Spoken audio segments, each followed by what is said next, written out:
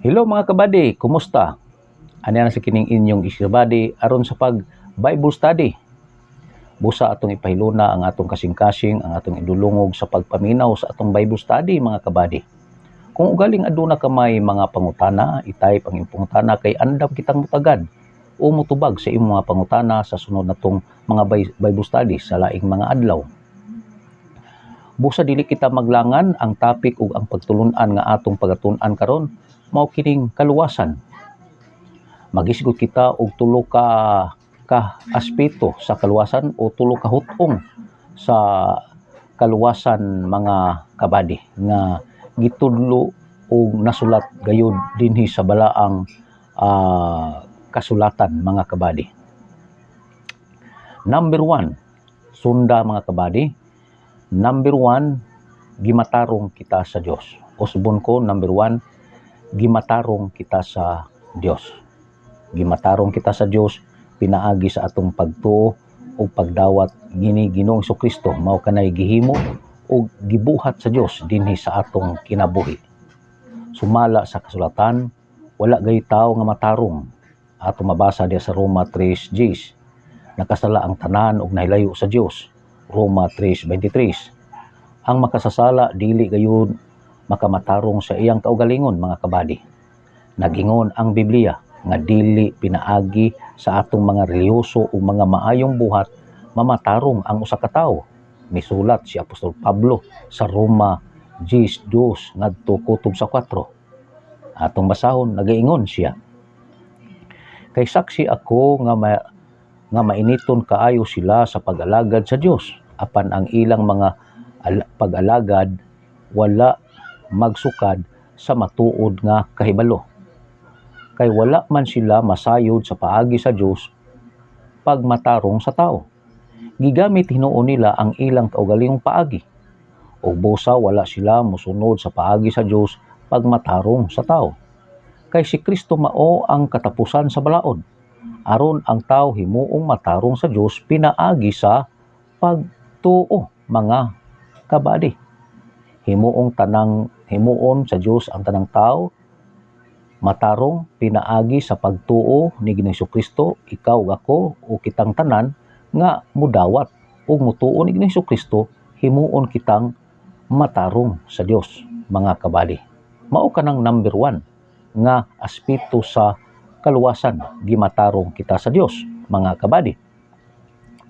Ang paagi sa Dios pagmatarong kanato diha sa atong pagtuo kang Kristo ug dili tungod sa atong mga paningkamot, pagbuhat ug maayo mga kabady.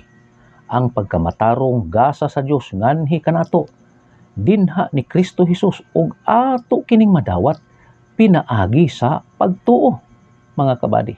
Ang pagkamatarong kini usa ka gasa sa Dios ug ato kining madawat pinaagi sa atong pagtuo ni Ginoong Hesukristo. Nagaingon ang Roma 3:22. Gihimong matarong sa Dios ang mga tao pinaagi sa ilang pagtuo kang Hesukristo. Gibuhat kini sa Dios sa tanan nga nagtuo kang Kristo mga kabady. Usbon ako, gihimong matarong sa Dios ang tanang tao nga mituo kang Ginoong Hesukristo.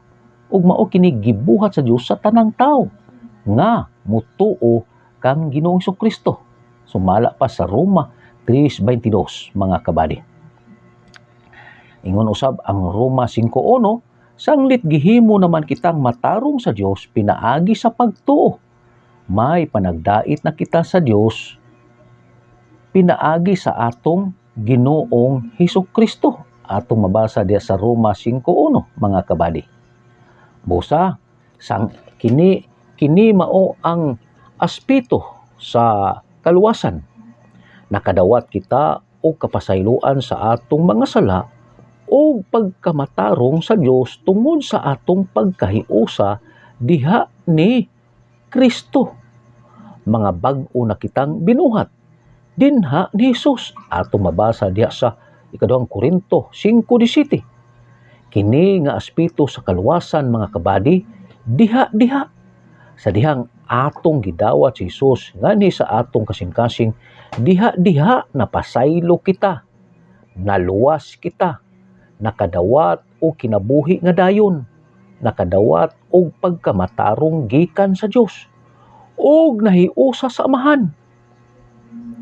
100% luwas na kita tungod sa atong pagtuo kang Hesus, mga kabady.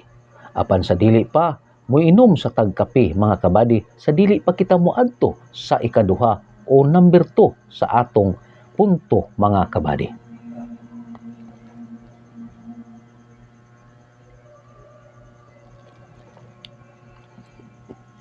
Busa, mao kana mga kabady, ang unang aspeto sa kaluwasan. Gimatarong kita sa Dios, mga kabady. O ikaduha, number 2, mga kabady, ginabag-o kita sa Dios.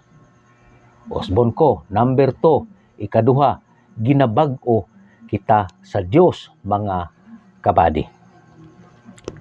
Hallelujah. Human sa imong kaluwasan, adunay proseso sa kabaghuan nga mosunod, mga kabady. Gitawag kini sa English og sanctification process. Usa kini ka proseso sa kausaban gikan sa sulod ngadto sa gawas, mga kabady. Kini nga panghitabo dili diha-diha, kundili hinay-hinay. Ang kaluwasan diha-diha, mga kabady.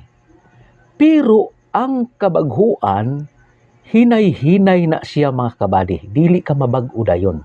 Hinay-hinay. Tinuod na luwas na kita gikan sa panulundon nga sala, sa yawa o sa impierno, mga kabady. Pero kinahanglan maluwas pa kita gikan sa mga binuhatan, mga sinultihan, mga hunahuna ug mga motibo nga dautan, mga kabady. Human kita naluwas gikan sa gahom sa sala o panulundon nga sala gikan kang Adan, kinahanglan maluwas kita sa mga galamay sa sala, mga kabady. Kinahanglan maluwas pa kita gikan sa mga galamay sa sala, mga kinaiyahan nga dautan, bunga sa atong karaang panghuna-huna, mga kabady. Kining ikaduhang aspeto sa kaluwasan mao ang paghingpit sa atong kaluwasan, mga kabady. Nag-ingon ang Pilipos 2:13, atong basahon, padayon kamo paningkamot uban sa kahadlok og pagtahod aron paghingpit sa inyong kaluwasan. Usbon ko, aron sa paghingpit sa inyong kaluwasan, mga kabady.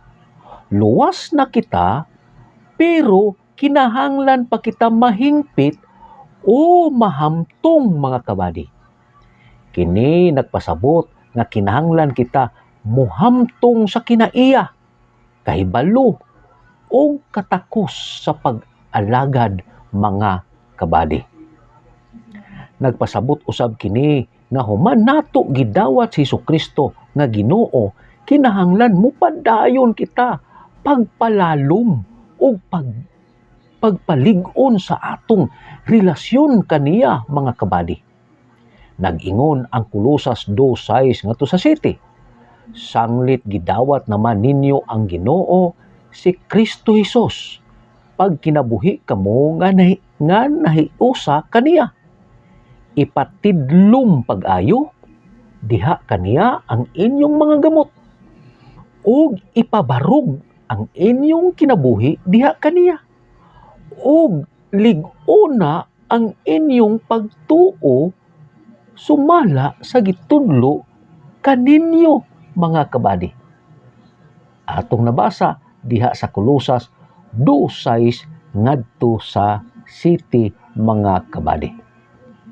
Sa dili pa kita mo adto sa katulo, mo inom sa tagkape.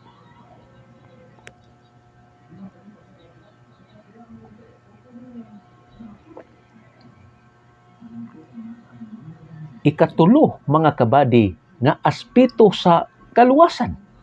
Importante gikini mga kabady. Ikatulong aspeto sa kaluwasan nga gitudlo sa Biblia mga kabady. Ikatulo kining pagabayahon. Usbon ko, number 3, pagabayawon mga kabady. Ang ikatulong aspeto sa kaluwasan mao ang kaluwasan sa atong lawas nga madunuton ug ang kompleto nga kalaglagan sa kamatayon. Atong mabasa diya sa 1 Korinto 15:51-55. Kini may tabo sa ikaduhang pagbalik ni Hesus, diin iya kitang kuhaon aron makig-uban na kaniya hangtod sa kangturan. Nasulat kini Apostol Pablo, Pilipos 3:20-21 mga kabady. Kining pagabayawon mahitabo day kini sa ikaduhang pagbalik sa atong Ginoong Hesukristo mga kabady. Mao kining ikatulong aspeto sa kaluwasan. Kining pagabayawon o kining pagabayawon, ikaw ug ako, kitang tanang tao pagabayawon, mahitabo ni siya sa ikaduhang pagbalik ni Ginoong Hesukristo mga kabady. Apan, ingon ang Pilipos, apan kita mga mulupyo sa langit, og mahinangpon kitang nagpaabot sa pag-anhi sa atong manunubos gikan sa langit, ang Ginoong Hesukristo. Ilisa niya ang atong mga lawas nga may kamatayon sa lawas nga mahimayaon, sama sa iyaha pinaagi sa gahom nga gigamit niya sa pagmando sa tanan mga kabady. Ang mauban sa pagbalik ni Kristo kadto lang anaa kaniya, patay man o buhi mga kabady. Ang unang Tesalonica 4:16-17 nag-ingon, atong basahon. Ingon siya, Onya mabati ang sungga, ang singgit sa pagmando ug ang tingog sa arkanghel. Ingon man ang lanog sa trumpeta sa Dios. Ug mukunsad ang Ginoo gikan sa langit. Maoy unang mabanhaw kadtong nangamatay nga nagtuo kang Kristo. Onya kita nga mga buhi pa niadtong adlaw, bayawon uban kanila didto sa mga panganod aron pagsugat sa Ginoo. O kita unya ubana kanunay sa Ginoo mga kabady. Sumala pa sa Tesalonica. Kita nga naluwas na ug namatarong na diha ni Kristo, kinahanglan magpabilin nga putli aron makauban kita sa iyang ikaduhang pagbalik. Kay kung walay pagkabalaan, walay makakita sa Ginoo. Atong mabasa sa Hebrehanon 14:12. Para sa mga anak sa Dios nga nagpaabot sa pagbalik ni Kristo, gipahimangnuan kita sa 1 Juan 3:2 ngadto sa 3. Atong basahon ang atong Biblia mga kabady. Ingon siya. Sa pulong sa Diyos, ingon siya, minahal kong mga igsuon, kita karon mga anak sa Dios, apan wala panato matino kung maunsa gayud kita. Ang nasayra nato mao nga inig padayag na ni Kristo, may sama kita kaniya. kay makita manato siya sa iyang pagkamao. Gayon, og ang tanan nga nagbato ni ining paglauma diha kang Kristo magaputli sa ilang kaugalingon, ingon nga putli ang Dios, mga kabady.